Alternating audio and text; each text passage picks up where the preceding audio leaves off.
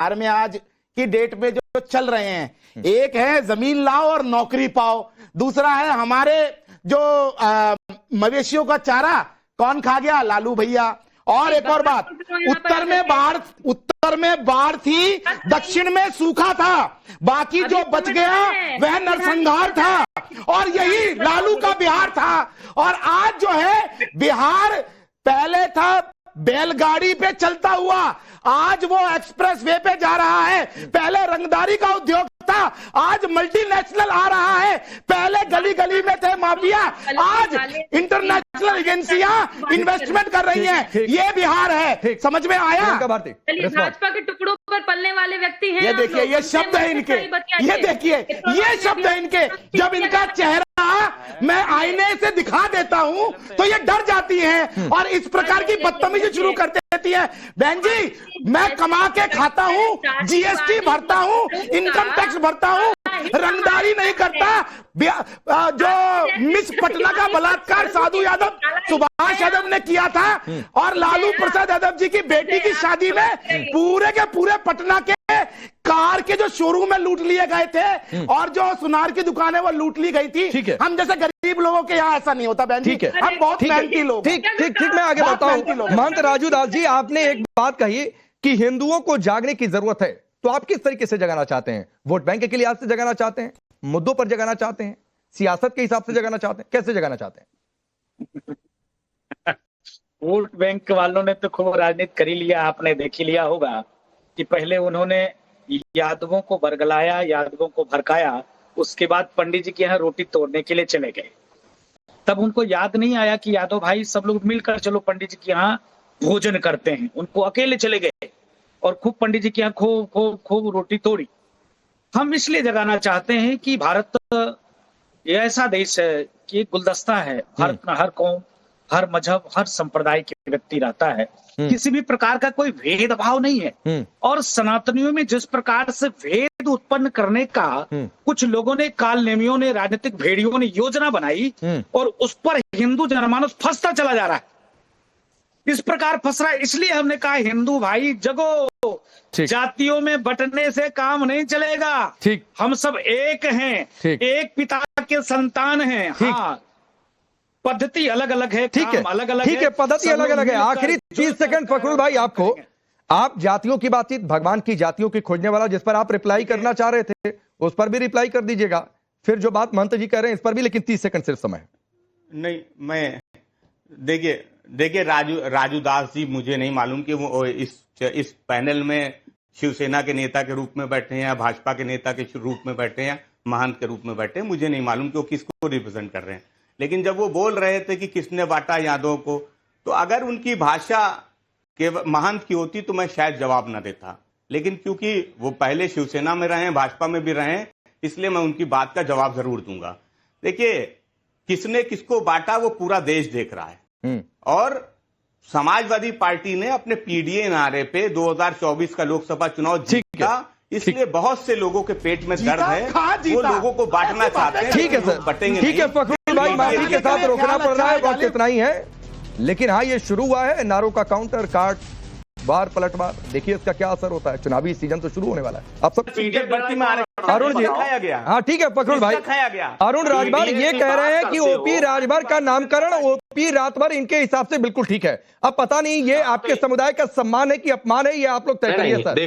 मेरे हिसाब से तो ये ठीक नहीं लगता है।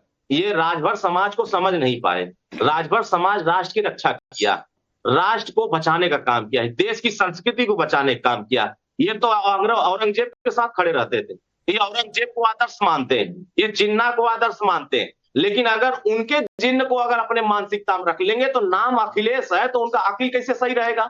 अकल ही नहीं आ रही है, क्योंकि जो इनका अखिलेश नाम है उसी में सब कुछ छुपा हुआ है कि 12 बजे के बाद इनकी बुद्धि काम नहीं करती है, और उसके बाद काम करती है तो उल्टा सीधा काम करता है। और जब से इन सत्ता से दूर हुए हैं तब से इनकी छोट सोची हो, जो सोच छोटी है इनकी मानसिकता छोटी होती चली जा रही है और ये सोच नहीं पा रहे। इसीलिए माननीय ओम प्रकाश राजभर जी सामाजिक न्याय की योद्धा हैं, सामाजिक न्याय की लड़ाई लड़ते लड़ते 40 साल। लेकिन अरुण भाई एक चीज का रिप्लाई करिए। फखरुल हसन, एक सवाल इनसे करने दीजिए। वो अखिलेश यादव ने जो बात कही या फखरुल हसन जो बात कह रहे हैं वो इसलिए कि सर आपके दल बदलने का बहुत लंबा इतिहास है, कभी आप इधर कभी आप उधर। नहीं, तो वो कहते हैं 9 बार दल बदले हैं। इनसे पूछिए कई बार दल बदले। कांग्रेस से गठबंधन किए हैं, बसपा से गठबंधन किए हैं, आरएलडी से गठबंधन किए हैं, निषाद पार्टी से गठबंधन किए हैं, सोहेल भारतीय समाज पार्टी।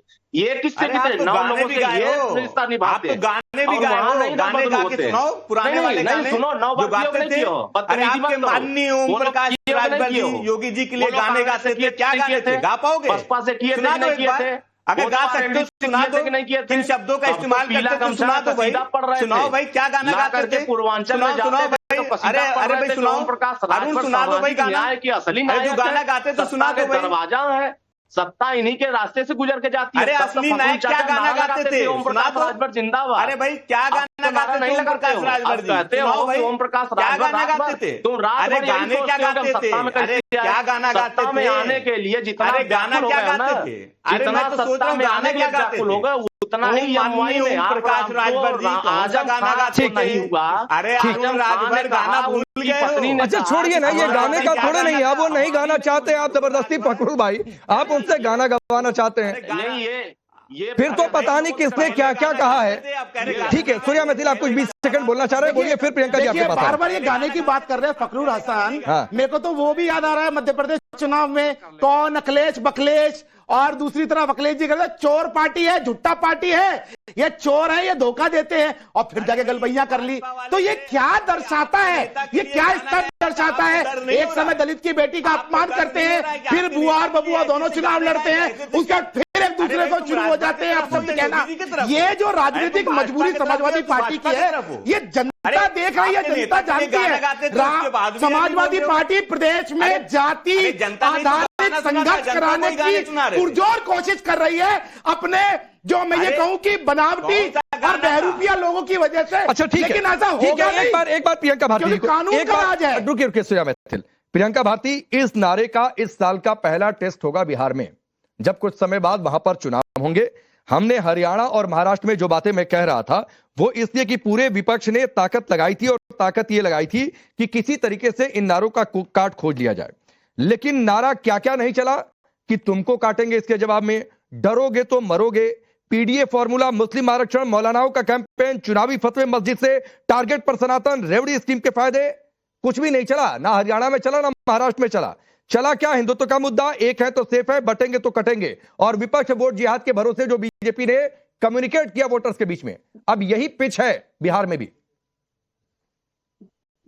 बिहार में पिच होती है आरजेडी की, और उस पिच पे आके खेलना होता है भाजपा को। पढ़ाई दवाई कमाई सिंचाई महंगाई रोजगार सामाजिक न्याय, यही पिच है। हंस के आएंगे, रोक के आएंगे, हमारे पिच पर ही आएंगे।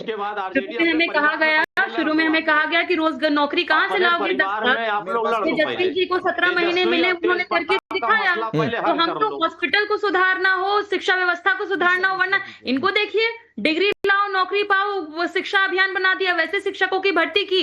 अब भुंजा मतलब जिनके पास डिग्री, सिर्फ कहीं से भी डिग्री बना लिया, वैसे शिक्षक बनेंगे तो स्कूल की व्यवस्था खराब होगी। अभी सबसे ज्यादा इनको चिंता स्कूलों